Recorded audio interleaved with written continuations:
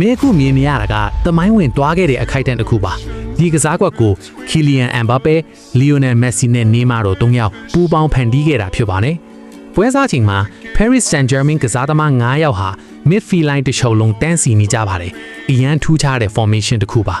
ဒိုင်လူကြီးဝစ်ဆဲမှုန်လိုက်တယ်နေမာကဘောလုံးကိုနောက်ပြန်ပေးလိုက်ပြီးတာနဲ့ချက်ချင်းဂိုးဘက်ကိုပြီးတက်သွားပါတယ်တချိန်တည်းမှာပဲသူ့အသင်းပေါ်တွေကလည်း direction 2-2 နဲ့ sprint စပေးကြပါတယ်Leo OSC ကစားသမားတွေက Marco Verratti ကို pressing တက်လာကြတယ်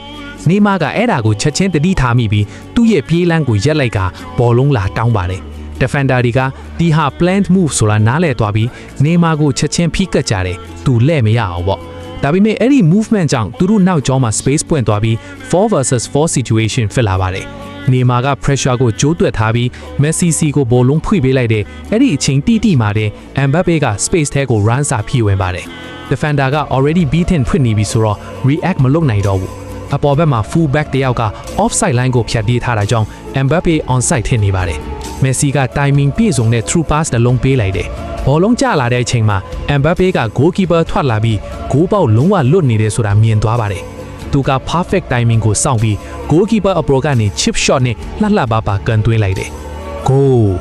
ဒီအရာအားလုံးဟာပွဲစပြီး10စက္ကန့်အတွင်းမှာပဲဖြစ်သွားခဲ့တာပါ